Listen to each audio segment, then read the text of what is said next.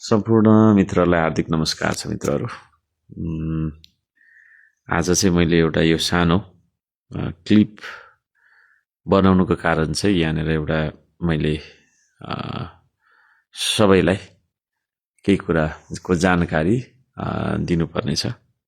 यो अहिले सरकारले अब थुप्रै आफ्ना महत्वाकांक्षी प्रतिबद्धता बाचा भनौँ न बाचा पत्र मार्फत चाहिँ घोषणा गर्नुभएको छ, निर्णय गर्नुभएको छ, जे बुझ्दा पनि भयो। र तीमध्ये एउटा तपाईँको चाहिँ नि के अरे जुन छ होइन सरकारले गर्न चाहेको कुरा, त्यसप्रति चाहिँ मेरो आपत्ति छ, मेरो असहमति छ र तपाईँको चाहिँ नि विरोधै पनि छ। सभ्य शिष्ट तरिकाले अहिलेलाई यसरी बुझ्दा हुन्छ। सरकारले चाहिँ अहिले तपाईँको चाहिँ नि के अरे एउटा के गर्न खोजिरहेको बुझिन्छ भने देशलाई चाहिँ बफर स्टेट घोषणा गर्ने भनेर चाहिँ भनेको देखिन्छ। अब यो बफर स्टेट भनेको के हो त, होइन?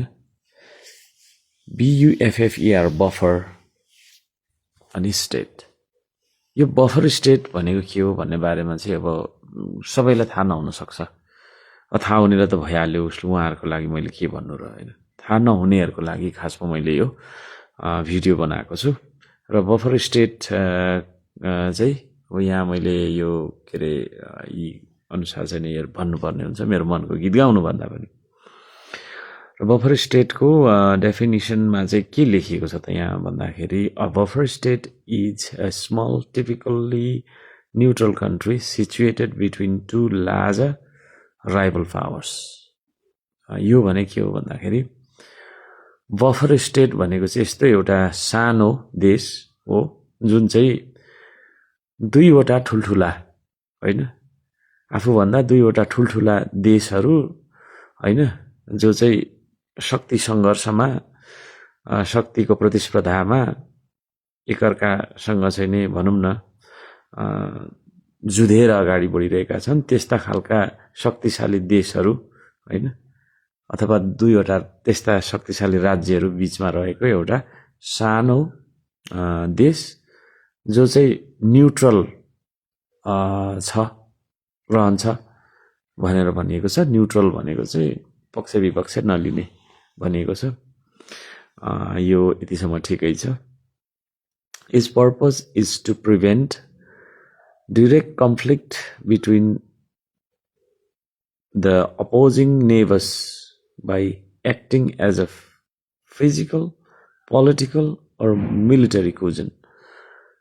यो भनेको चाहिँ तपाईको हैन, it's purpose is to prevent, यसको उद्देश्य चाहिँ हैन के हो त भन्दाखेरि प्रत्यक्ष रूपमा ती दुईवटा शक्तिशाली राज्यहरू हैन बीचको चाहिँ नि टकरावलाई घटाउनका लागि, हैन, त्यसलाई धान्नका लागि, त्यसलाई रोक्नका लागि भनौँ न अब एक खालको, हैन, दुईवटा तपाईको चाहिँ नि के अरे राज्यहरू बीचको त्यो शक्ति सङ्घर्षलाई, कन्फ्लिक्टलाई चाहिँ नि क्षति अथवा लडाइँ हुन नदिनका लागि भनौँ न, हैन, बीचमा चाहिँ काम गर्ने एउटा कुसन। जस्तै यसरी बुझौँ, हामी यो सबै कुरा भनिरहनु भन्दा पनि यसरी बुझौँ लोकली। अब दुईवटा ग्लासहरू छन्, ती ग्लासहरूलाई चाहिँ यात्राको क्रममा गाडीमा लानु छ भने त्यो दुईवटा तपाईँको चाहिँ नि ग्लासहरू एकअर्कामा टकराव भएर नफुटोस् भन्न खातिर चाहिँ बिचमा एउटा केही कुरा राखिन्छ नि, केही होइन, त्यो तपाईँको चाहिँ नि के अरे फर्म जस्तो केही कुरा राखिन्छ, कपडा जस्तो, त्यस्तो खालको तपाईको चाहिँ नि काम गर्नका लागि, हैन, लडाइँ हुन नदिनका लागि यसको चाहिँ नि तपाईको चाहिँ नि कल्पना गरिन्छ भनेर चाहिँ भनिएको छ। They are often designed to reduce tension भनेर भनेको छ, हैन। ती दुईवटा शक्तिशाली देशहरू बीचको चाहिँ नि त्यो तनाव एक खालको, त्यसलाई चाहिँ हैन त्यो शक्तिको त्यो एउटा टकरावको सम्भावनालाई घटाउनका लागि प्रयोग गरिन्छ भनेर भनिन्छ। बट तर may risk becoming a battle ground, है। अब यहाँ के भनियो भन्दाखेरि यो बुँदाहरू चाहिँ हेर्नुपर्छ पर्ने हुन्छ हामीले। But may risk becoming a battle ground भन्नुको मतलब चाहिँ यो सानो देश, दुईटा तपाईँको शक्तिशाली देशबीचको जुन एउटा सानो देश चाहिँ ब्याटल ग्राउन्ड भन्ने बित्तिकै युद्ध भूमि बन्न सक्ने होइन सम्भावना त्यो जोखिममा रहन्छ भनेर चाहिँ तपाईँको भनिएको छ। अब यहाँबाट हामीले के बुझ्न सकिन्छ भन्दाखेरि चाहिँ अब दुईवटा शक्तिशाली देशहरू बीचको टकरावलाई घटाउनका लागि होइन चाहिँ के अरे त्यो एउटा कुशनको रूपमा, एउटा चाहिँ नि भनौँ न मध्यस्थकर्ताको रूपमा, समन्वयकर्ताको रूपमा यसलाई चाहिँ प्रयोग गर्नुपर्छ, गरिन्छ बफर स्टेटलाई भनेर चाहिँ डेफिनेसनले भनिरहेको छ होइन। भने यसो हुँदाखेरि चाहिँ एउटा खतरा के हुन्छ भन्दाखेरि त्यस्तो बफर स्टेट होइन, त्यस्तो तपाईँको बफर तपाईँको चाहिँ नि स्टेट घोषणा गरेको देश चाहिँ ब्याटल ग्राउन्ड हुन सक्ने जोखिम होइन रहन्छ त्यस्तो देशमा भनेर पनि यहाँ भनिरहेको छ। यो अर्थमा चाहिँ हामीले हाम्रो देशलाई ब्याटल ग्राउन्ड त बनाउन दिने होइन होइन।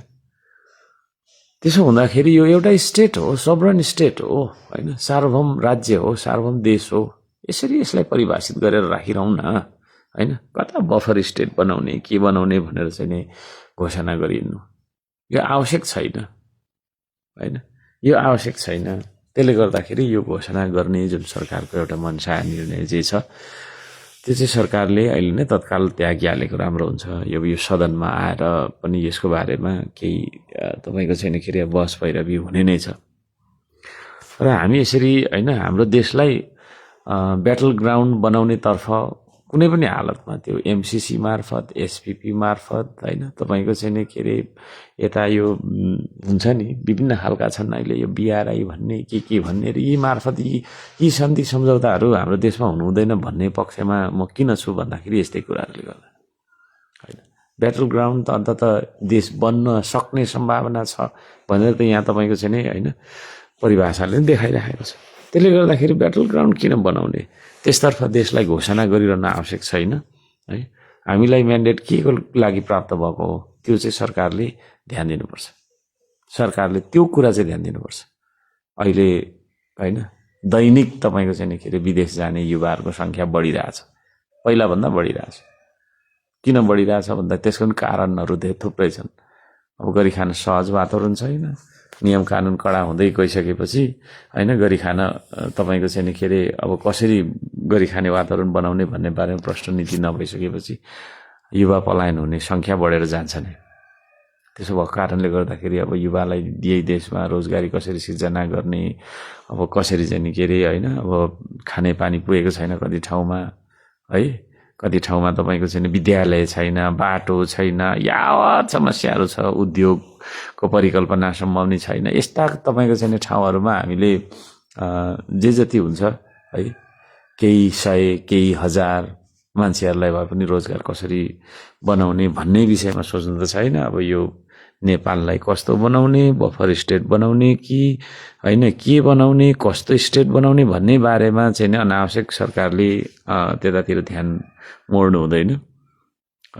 यी सारा कुराहरू बुझेर अगाडि बढ्नुपर्छ।